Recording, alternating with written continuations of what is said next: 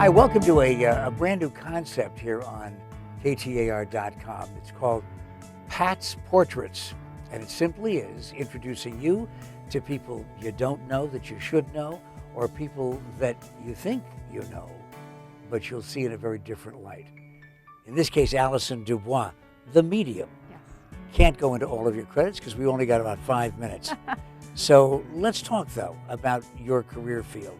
There are so many people who call themselves mediums. They say they talk to dead people. Right. Where's the proof? Well, I think the proof is in the longevity of mediums being useful. I mean, we have been around for all of history. It's not something that's going to go away. But the proof, I mean, I've been studied by scientists. We've all laid it on the line, and not all of us, some of us more than others. But You'll acknowledge that there are frauds in your business. as in any business, there's going to be some bad apples. Then there's just some people that aren't good enough to do it professionally, but they really want to help people, so they try. But as far as great mediums, they're far and few between, I would have to say. It takes a specific kind of personality to tolerate people questioning something that they can't see that you can, obviously. And I could see both sides. But for me, it's not even a question. It's soulful. It's something that resonates within that you know is true, that you don't need proof. Like love. You know, love isn't something that you necessarily can grasp, you know, but it's something that you feel and you know is there. And I think that souls are the same way. It's a feeling. Ever change a skeptic's mind? Many, yes. And a lot of them just get angry when I'm right, so that's fine too.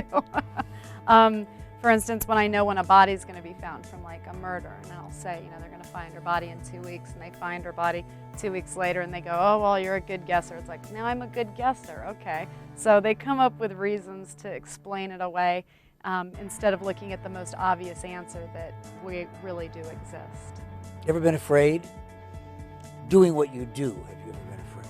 Not bringing people through, sitting in a courtroom with somebody who murdered somebody else that was an innocent victim, sitting 5 feet from that person that feels so angry, and I can pull impressions off of them of what they did and the fear that the person felt that they did it too.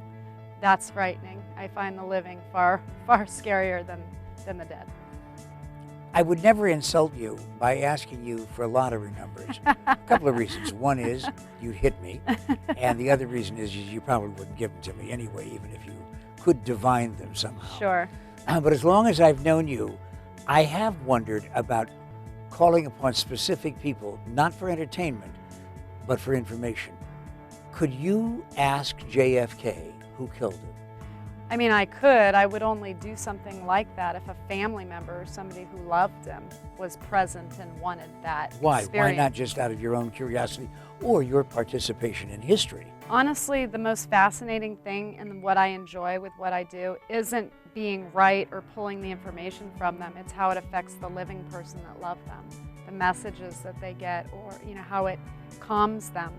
That's why I do what I do. It's not for the wow factor. It's not for any other reason. And I don't need to know certain answers to JFK because I can't bring him back physically, you know, but the people that love him, if they wanted to know, I would be willing to do it. There has to be a connection with somebody living now, or it's not worth doing for me. Things that I think people want to know about the other side. Do children who are dead grow? It's a very good question, by the way.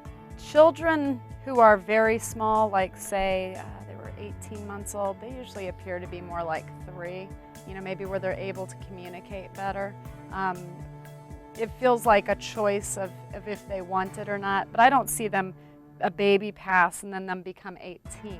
You know, I don't see that. They're more likely to revert in age rather than accelerate in age. For instance, suicides tend to revert to a younger age before their chemical imbalance took over, or before life got so complicated.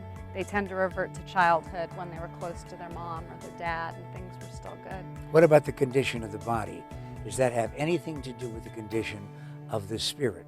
cremation, explosions, that kind of thing. No, once somebody passes, their soul's completely intact. I mean, cancer patients come through, or people who pass from cancer, I don't want to call them victims because they don't see themselves that way, but they always say that they survived cancer, like they beat cancer because they're still here, their soul's still here, which I love.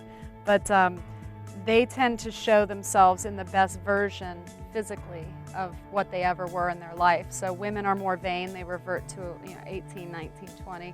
Men tend to not care as much, 30's good for them, or the age that they were the happiest. But if you were in an explosion, say in like 9/11 or something that was very dramatic, they don't show themselves in a awful way. They'll make me feel the pain just a little bit so I can identify how they died. And then they say, but I feel great now. And then the bodies are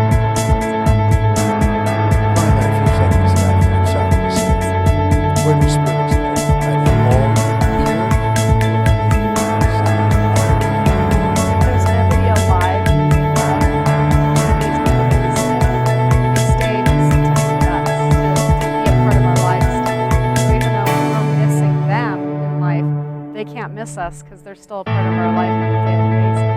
If there's nobody left alive that we love, there's no reason to just they get to be in their version of heaven, which is with their parents in the past, their grandfathers they love, by the lake, fishing, whatever it is that they're doing. The house that they lived in as a child, that was full of music, that exists for them now.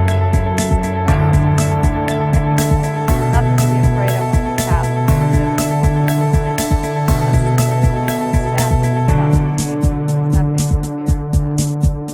Pat's portrait of Allison DuBois.